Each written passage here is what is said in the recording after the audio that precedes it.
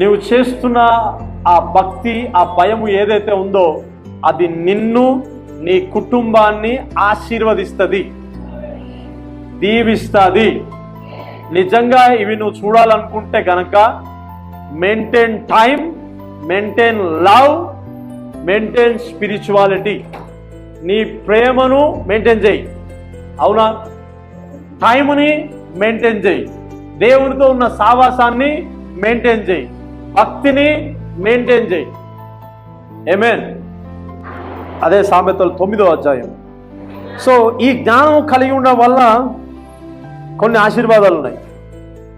Okay, 9వ అధ్యాయం 11వ వచనం, 9-11. ఎవరి వల్ల కలుగుతుంది? దేవుని జ్ఞానం కలిగిన వాళ్ళు, దేవుని జ్ఞానాన్ని వెంబడించే వాళ్ళు, దేవుని జ్ఞానం ప్రకారంగా పనిచేసే వాళ్ళకి ఒక ఆశీర్వాదం కలుగుతుంది. ఇక్కడ ఏం కలుగుతుంది? 11వ వచనం.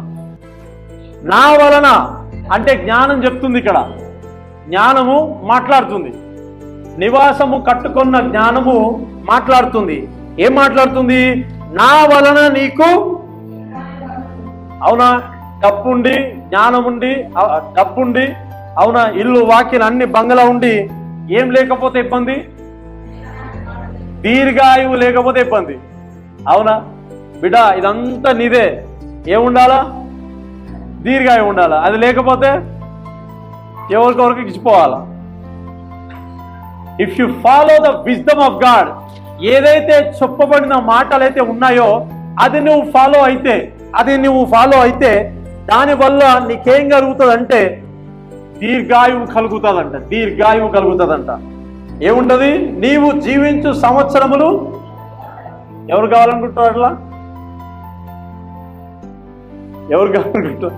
ఏం చేస్తారండి? ఉండి ఒక ఆయన అన్నాడు, ఆయన లేడండి, ఉండేం చేసిండు తప్పుగా కాదు, అర్థం చేసుకునేది, కొంచెం జ్ఞానంతో ఉన్నది.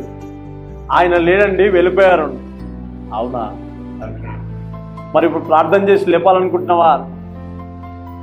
ఏమో అండి, అట్లా ఆలోచన లేదు. లేపే ప్రయత్నాలు చేయకు. ఆయన ఉన్నా ఏం చేయలేదు, ఒకవేళ మళ్ళీ లేచినా. సో ఇచ్చిన వ్యవధి కాలములో ప్రభు కోసము జీవించి పవిత్రత, పరిశుద్ధత, నీతి కలిగి ప్రతి విషయంలో దేవుని నామ మహిమార్థం జీవిస్తే చాలు అని నేను అంటాను. దాన్ని బట్టి నీ జీవము, దీర్ఘాయువు, సంవత్సరములు అధికమవుతాయంట. అబ్రహాము అధిక సంవత్సరాలు జీవించాడు, యాకోబు అధిక సంవత్సరాలు జీవించాడు, ఈసాకు కొద్దిగానా అధిక సంవత్సరాలు. So God blessed them. వాళ్ళకి ఆ బంగళాలు, ఆస్తులు, చరాస్తులు, గొర్రెలు, మేకలు, స్థలాలు ఇవన్నీ ఇస్తూ కూడా ఇవన్నిటిని అనుభవించే దీర్ఘాయువు కూడా దేవుడు అనుగ్రహించాడంట. ఆమేన్. ఇవన్నీ పొందుకోవడానికి వాళ్ళు ఏం చేశారు? Fear of the lord. దేవుని యందు వాళ్ళు ఏం కలిగి ఉన్నారు? భయభక్తులు కలిగి ఉన్నారంట. భయభక్తుని కలిగి జీవించడం వల్ల ఎన్నో ఆశీర్వాదాలు ఉంటాయి. కొత్తగా యేసు ప్రభువులోకి వచ్చిన తర్వాత కొద్ది రోజుల తర్వాత కొన్ని ఆటుపోట్లు, అవునా, కొన్ని తగిలినప్పుడు ముందు జీవితం మంచుకుంది అని అనిపిస్తుంది. అది అపవిత్రమైనది. ఇప్పుడు జీవించేది సత్యమైనది. ఆమేన్. హల్లెలూయా. 12వ వచనం చదవండి. నీవు జ్ఞానమైన ఎడల ఎవరికి లాభకరము? గట్టి చెప్పాలి. ఎవరికి? ఇంతకుముందు ఏమన్నాను?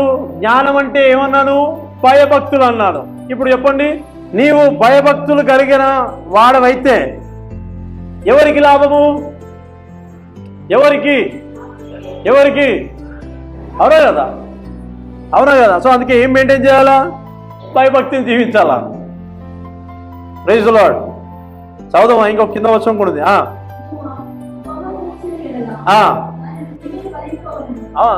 బుద్ధిహీనత ఏం చేస్తుందంట? అవునా? కొంచెం ఉంటే చాలుగా పట్టుకోవడం చాలా కష్టం కొంతమందిని. But A wisdom of God ఏం చేస్తుందంటే ప్రతి విషయంలో దేవునికే లోబడుతుందంట. అవునా? ఏ కొంచెం ఘనత వచ్చినా, ఏ కొంచెం జ్ఞానం వచ్చినా ఏ కొంచెం అవునా డబ్బు వచ్చినా ఆస్తి వచ్చినా ఏది వచ్చినా ఇవన్నిటికంటే నా ప్రభు గొప్పడని చెప్తారు. ఇవన్నిటికంటే దేవుడు నన్ను దీవించిన ఆశీర్వాదమే గొప్పది అంటది. ఇవి ఉన్నా లేకున్నా I will glorify the Lord. Hallelujah. ఇవి ఉన్నా లేకున్నా, ఇవి వచ్చినా లేకున్నా నేను ప్రభునే స్తుతిస్తా, ప్రభునే ఘనపరుస్తా అని చెప్తారు. ఆమేన్. సో దేవుని జ్ఞానం పరిశుద్ధమైనది.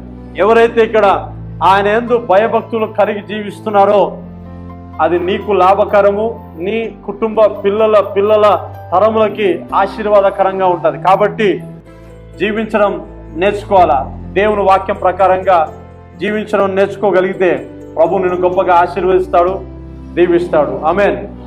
దేవుని మాటలు మన వెనుకల్లో దీవించును గాక. హల్లెలూయా.